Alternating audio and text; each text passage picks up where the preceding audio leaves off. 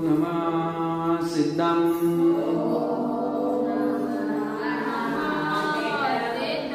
ओम नमः सिद्धं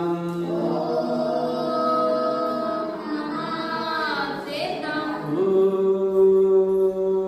नमः सिद्धं।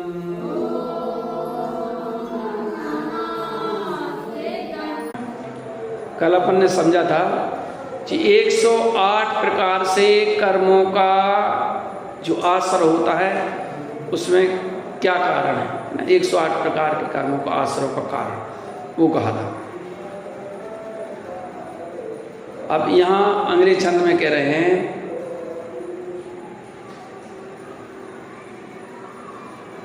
हाँ, विपरीत एकांत विनय के संशय अज्ञान कुनय के वश होए घोर अग कीने वचते नहीं जात कहीं है। देखो क्या कह रहे हैं भाई, यहाँ तो बता दिए कि 108 प्रकार से कर्मों का आश्रय होता है। अब आश्रय को देवबोध है, आश्रय को देवभेद है ना, शुभाश्रय और अशुभाश्रय। अगर आप शुभ आश्रय में प्रवृत्ति करोगे तो प्रवृत्ति कहाँ से शुरू हो जाती है? प्रवृत्ति की शुरुआत हो जाती है समारंभ, है ना। कहते हैं समारंभ मतलब कि आपने किसी कार्य करना, आपको कोई कार्य करना है और उस कार्य करने के लिए आपने विचार किया, वहां से आपको कर्मों का आश्रय प्रारंभ हो गया। अब उसमें शुभ हो सकता है या अशुभ हो सकता है। कि अगर मान लीजिए आपने प्लानिंग बनाई कि भाई हमें इस वर्ष वेदी प्रतिष्ठा करना है, प्लानिंग करी, है ना। अब करता नहीं है कोई, लेकिन मान लो किया कोई, मतलब अपने यहाँ, है ना, तो किया आपने प्लानिंग, विचार किया कि यार करना है यार, अब चलो, इतना विचार किया, बस आपको शुभाश्रय प्रारंभ हुआ है, शुभ कर्म ने प्रारंभ हुआ है। आपने सोचा भाई अब तारण जयंती आ रही है, तो तारण जयंती में जैसे कल देखो पप्पू भैया को बताया था, पप्पू भैया थे कल, उन्होंने कहा था हमको तारण जयंती का कार्यक्रम करना है, तो बसंत महाराज जी को बुलाना है। तो देखो, तो उन्होंने अभी से वो उनके जीवन में शुभ कर्म आना चालू हुआ, मतलब शुभ कर्म का आश्रय प्रारंभ हुआ, समारंभ से हो गया था, है ना। अब उसके लिए सामग्री जोड़ने लगी, अब कह रहे थे जाना है, मान लो वो गए वहां पर, तो वो समारंभ हो गया। और फिर जब तय किया, अब भैया ठीक नजदीक आ गया, तो फिर आरंभ भी करने लगे, झंडे बनवाने लगे, पत्रिका बनाने लगे, तो जी सब आरंभ हो गया, है ना। अब तीनों में मन वचन काय लगता है कि नहीं लगता? मन भी लगेगा, वचन भी होगा, काय भी होगी, वचन से भी कुछ कहेंगे, है ना, तो तीनों लगते हैं। तो समारंभ भी मन वचन काय से होता है, समारंभ भी मन वचन काय से होता है, और आरंभ भी मन वचन काय से होता है, इसलिए 9 हो जाते हैं, है ना। जे अपन ने कल चर्चा कर ली, संक्षिप्त में और आपको बता देना है 108 प्रकार से, है ना। तो जे हो गया 9 हो गया, है ना। 108 प्रकार से कैसा होता है वो गिनती पूरी। इसके बाद कृत कारक अनुमोदना, वही ऐसा भी हो जाता है कि अपन खुद स्वयं करें, हाँ स्वयं करें, शुभो, अब स्वयं करेंगे सो समारंभ समारंभ आरंभ सब उसमें होगा, और मन वचन का इस सब में होगा, है ना। तो और तो कृत कार्य अगर नहीं कर पा रहे हम, तो कराते हैं, तो वो भी तीनों से होता है ना, में तीनों में होता है। और इसके बाद अनुमोदना, जो चार चतुष्टय कसाय की, हाँ मन वचन का तो 9 हो गए थे, और 9 × 27 हो गए थे, और 27 को 108 हो गए। भाई देखो, समारंभ समारंभ आरंभ 3, और मन वचन का तो 3 का 9 हुआ, उसमें गुणा करते हैं 3 का 9, 3 × 3। अभी समझ में नहीं आया, हमने कहा मन वचन काय, है ना। तो मन वचन काय से समारंभ भी होता है, मन वचन काय से समारंभ भी होता है और मन वचन काय से आरंभ भी होता है। तो तीन तीन नहीं होंगे, है ना भाई, तीनों इसमें होंगे, तीनों समारंभ में होंगे, तीनों समारंभ में होंगे और तीनों आरंभ में भी होंगे। मन वचन काय तीनों से नहीं होगा, एक से हो जाएगा क्या? तो 9 हो गया। और फिर जे कृत कारत अनुमोदना ये भी तीनों से होगा, तो 9 27 हो गया। और फिर क्रोध मान माया लोभ ये तीनों में होंगे, हाँ इनमें पूरे में होंगे।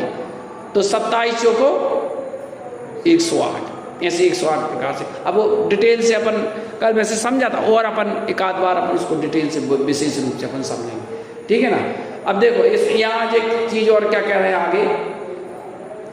अब इस आगे और क्या लिया कि 7 8 जूई में भेद अंत, वो भेद बता दिया 7 8 है ना, शतक और 8 मतलब 108 भेद। अग कीने परिच्छेद अंत है, अग मतलब ये दुखकारी आश्रय को हमने किया है, आश्रय दुखकार का नहीं रहे ना ये। अब आगे कह रहे हैं तिनको कहूँ बोलो कहानी तुम जानत केवल ज्ञान। अब हम इसकी कहाँ तक कहानी कहें, हम कहाँ तक बताएं? आप तो सब जानते हो, कौन जानते हैं? ज्ञानी, केवल ज्ञानी भगवान तो सब जानते हैं, उनके ज्ञान में तो सब आ रहा है ना भाई, कैसे। तो अब थोड़ा थोड़ा हम बता रहे हैं, फिर भी संक्षेप में बता रहे हैं। आप तो सब जानते हो, लेकिन फिर भी हम देखो कैसे हम आश्रय करते हैं, कैसे हम जीवन में अपने पाप आश्रय करते हैं। तो जी कह रहे हैं विपरीत एकांत विनय के, जे विपरीत एकांत विनय सत्सय अज्ञान है ना, और कुनाई की ये है क्या है, जे मिथ्यात्व है। तो इस मिथ्यात्व के कारण बस होए घोर अगतीने, हम इसके बस होकर के घोर मतलब घोर दुखों को प्राप्त करते हैं, इन पापों का आश्रय करते हैं, बचते नहीं जात कहीं ने। अब कैसे बचेंगे हम बताओ। तो कह रहे भाई विपरीत एकांत विनय के, विपरीत मिथ्यात्व क्या होता है? विपरीत मतलब कि भाई धर्म के विपरीत, श्रद्धा धर्म के विपरीत का वो विपरीत होता है। धर्म के विपरीत का मतलब होता है कि जैसे मैं आत्मा हूं शरीर नहीं, तो ऐसा नहीं मानना, शरीर को आत्मा मानना और आत्मा को तो मानना ही नहीं, उसको तो उसका तो अस्तित्व ही स्वीकार नहीं करना, है ना, ये है विपरीत। और एकांत, एकांत का मतलब होता है कि किसी एक पक्ष को ग्रहण करना। एक पक्ष मतलब कि भाई देखो जैन दर्शन में कोई भी चीज कही जाती तो किसी न किसी अपेक्षा से कही जाती है। अगर ये कहा जा रहा है कि भाई मरण हो जाएगा, और कोई कहे नहीं, अरे कैसे होगा, हमारा तो मरण होता ही नहीं है, तो वहाँ अपेक्षा की बात है ना कि मरण कहा जा रहा है, तो मतलब ये संसार की अपेक्षा या अपन कहे पर्याय की अपेक्षा से कहा जा रहा है कि मरण हो जाता है, आत्मा तो अजर मार है। तो यही अनेकांत पक्ष है कि भाई पर्याय की दृष्टि से कहा जा रहा है कि मरण होता है ना, जन्म मरण होता है, लेकिन स्वभाव से दृष्टि से अगर देखा जाए तो आत्मा का ना तो जन्म होता है और ना मरण होता है, तो भूमि का अनुसार बात होती है। लेकिन नहीं, कोई कहे नहीं ऐसा नहीं है, वो तो आत्मा का मरण होता ही नहीं है। अब कोई कहे भैया कि संसार का प्रत्येक जीव भगवान है, सो तुम गाय को खड़ी कर लो और उसकी पूजा करने लगो जी भगवान है, ऐसी है, ये सब विपरीतता है लोगों में, है कि नहीं बताओ। या बैल को खड़ा कर लो जी ना दिया है, सो पूजने लगो, आरती उतारने लगो, माला पहनाने लगो और जी करने लगो। ये मिथ्या मान्यता है, यही मिथ्या मान्यता है भाई। ये स्वभाव से कहा जा रहा है कि जगत का प्रत्येक जीव भगवान आत्मा है, भगवान स्वरूप है, लेकिन अभी पर्याय में तो कोई प्रकट नहीं हुआ ना, पर्याय में भगवत दशा तो प्रकट नहीं हुई ना। जिस दिन पर्याय में प्रकट हो जाएगी तो वो फिर पर्याय में पूजनी हो जाएगी, लेकिन अभी पर्याय में तो पूजनी हुई ना, तो अपन पर्याय में प्रकट नहीं हुई पर अपन पूजने लगे, तो जे कहलाता ना एकांत को ग्रहण कर लिया, है ना। और कोई ऐसे भी है कि आत्मा का अस्तित्व ही ग्रहण नहीं करते, कोई कहते नहीं आत्मा कुछ नहीं होती, जो तो मरण हुआ और आत्मा का भी अस्तित्व खत्म हो जाता है। कोई ऐसे भी है जो कहते हैं कि आत्मा शरीर से छूटी और वो बस चलती रहती है, इसी को मोक्ष कहते हैं। मतलब रुकती है ही नहीं, चलती रहती। ऐसे भी हैं, ऐसे भी मत है, ऐसा भी मत है लोगों को कहने का। तो अलग अलग ये एकांत पक्ष होता है, लेकिन जैन दर्शन अनेकांतवादी है ना। यहाँ ये भाई जे ऐसा कह रहे हैं तो इस अपेक्षा से जे ऐसा कह रहे हैं, उनकी भी सत्य है, इस अपेक्षा से कह रहे हैं, ये बात है। तो विपरीत एकांत मिथ्यात्व और विनय मिथ्यात्व का मतलब होता है कि भाई कौन पूज्य है कौन अपूज्य, इसका भी तो ध्यान रखना, इसका भी तो विवेक रखना। ये विनय मिथ्यात्व होता है ना। ये देखो पहले छंद में कह दिया था ना यहाँ कि बंदों पांचों परम गुरु, किन्हों, इन पांचों को नमस्कार करता हूँ। बंदों पांचों परम गुरु, है ना, नमस्कार करते हैं हम किनको? अरहंत, सिद्ध, आचार्य, उपाध्याय और साधु, इनको नमस्कार कर रहे हैं। बंदों पांचों परम। तो क्यों कहा इसको, इनको क्यों कहा पांच को, वो और चीज क्यों नहीं ली? क्योंकि इस पांच में सब आ जाता है, पहली बात तो ये। और ये पूजता की दृष्टि से पांच ही हैं, अरहंत, सिद्ध, आचार्य, उपाध्याय और साधु, है ना। ये पांच ही हैं पूज्य। और इसके बाद अपेक्षा की बात अलग है, जिनमानी भी पूज्य है ना, जिना धर्मायतन भी पूज्य हैं, वो फिर अलग अलग अपेक्षा से हो जाती है। और भूमिका के अनुसार कि भाई जो जो भूमिका होती है उस हिसाब से विनय है उनकी। क्षुल्लक हैं उनको जैसे क्षुल्लक हैं तो उनको क्या कहा जाता है? भगवान को महाराज को कहा जाता है नमोस्तु, क्षुल्लक को क्षामी, है ना। और माता जी को बंदामी, अलग अलग कहा जाता है ना। और ब्रह्मचारी भैया लोग हैं वंदना, और जो साधारण गृहस्थ हैं ये जोहार या जय जिनेन्द्र, ये करा जाता है। तो अलग अलग अपेक्षाएं होती हैं और अलग अलग भूमिका के अनुसार विनय है। ऐसा नहीं है कि भाई पूज्य पांच परमेष्ठी हैं तो आप बाकी विनय ही छोड़ दो, क्योंकि विनय अगर चली जाएगी तो विद्या बिना विवेक, कहते ना कि विनय तो सर्व से बड़ा गुण है। देखो सम्यक ज्ञान के 8 अंगों में विनय गुण भी है।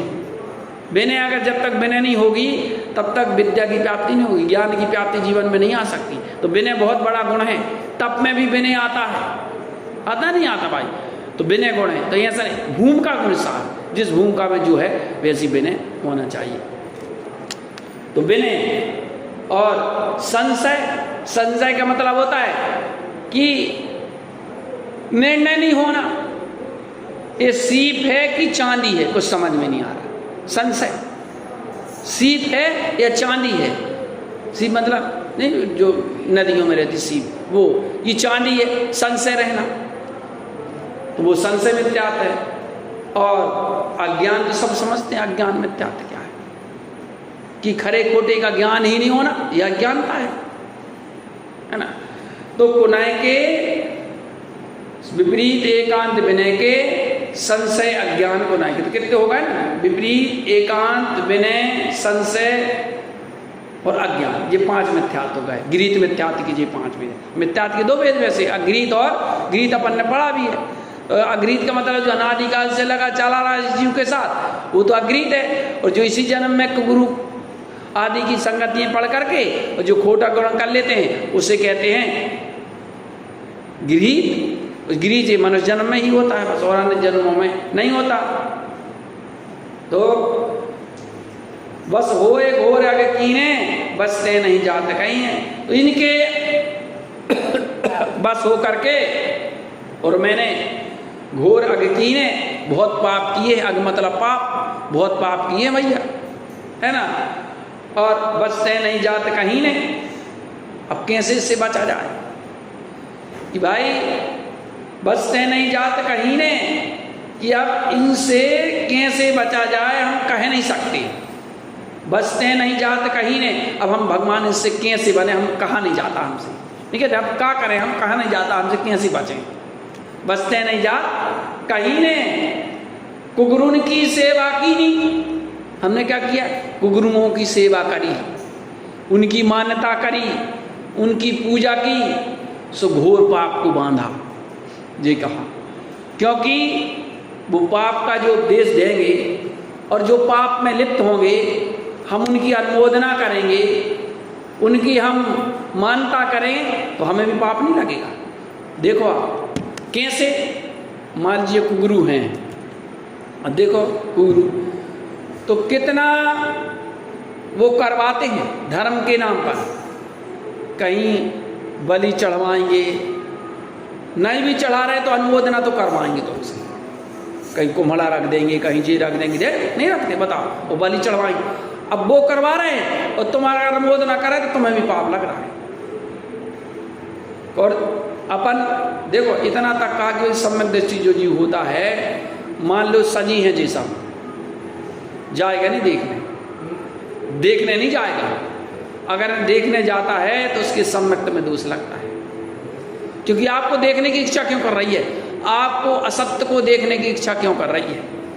अगर मान लो रास्ते में कहीं शराब की दुकान हो,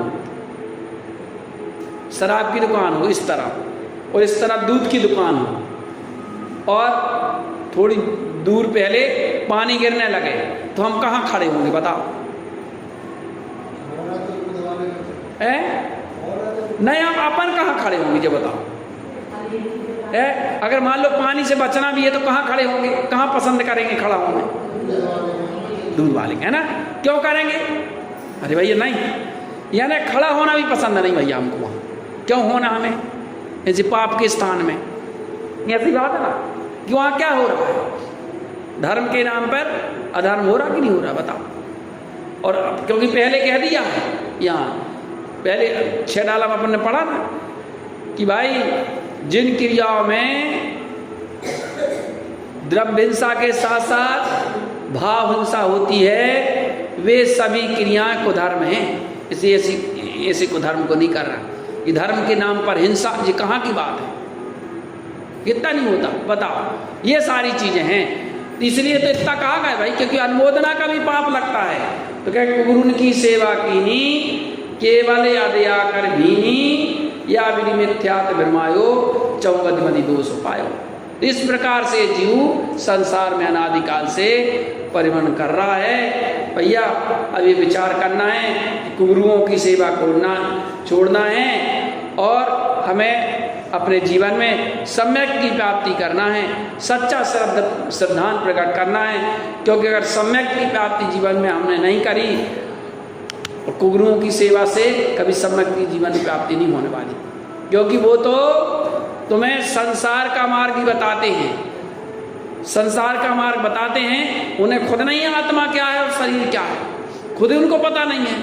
वो तो तुम्हें संसार के मार्ग में ही उलझाने वाले होते हैं। वो तो ऐसा ही है कि मान लीजिए शक्कर की गोली है, विष की गोली है, उसमें शक्कर लिपटी है। कुछ अच्छी चीज़ें भी होती है, ऐसा नहीं, कुछ अच्छी चीज़ आपको कुछ अच्छी चीज़ बताई जाएगी, लेकिन अंदर क्या है, उसके अंदर विष है। कहते स्लो पॉइजन कहते हैं अपन, है ना?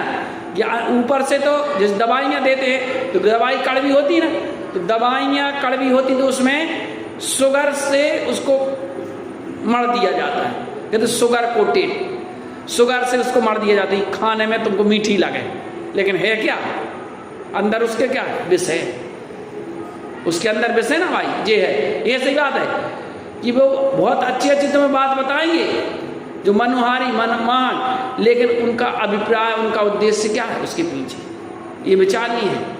इसलिए बहुत सोच समझ करके हमें गुरुओं की क्या हमें मान्यता आदि नहीं करना चाहिए, बहुत सोच समझ करके, और फिर हमें ये विचार करना चाहिए कि भाई हमें जैसे भी हो इन गुरुओं की सेवा से कोई लाभ नहीं होने वाला, अपन को लगता है, क्योंकि अपनी मिथ्या मान्यता है इसलिए।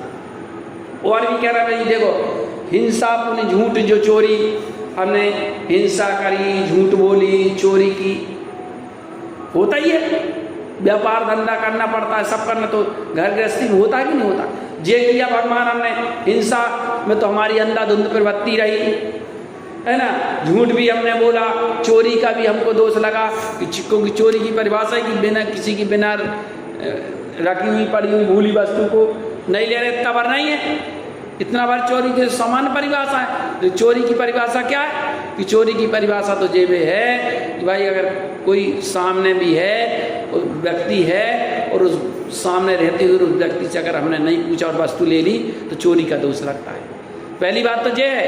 और दूसरी बात देखो अभी श्रावकाचार में आया चोरी के लिए, चोरी के लिए क्या कह रहे थे गुरु महाराज ये कह रहे थे चोरी के लिए कि भाई अगर तुम्हारी प्रवृत्ति पर पर्याय पे है, स्वभाव पर नहीं है, तो ये भी एक चोरी है। इसलिए चोरी है क्योंकि तुम पर्याय में आसक्त हो और पर्याय तुम्हारी है नहीं है, और पर्याय का तुम सेवन कर रहे हो तो चोरी नहीं है।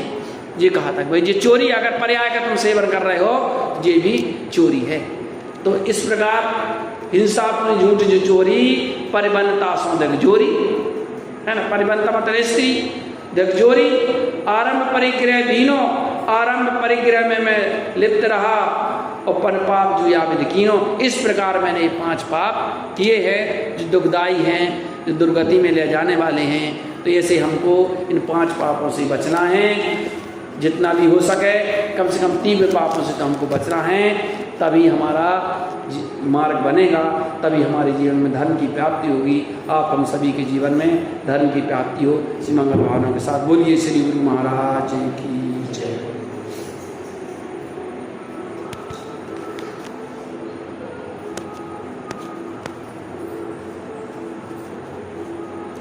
जय दोस्तों। तत्वं च नंदयानंदमयो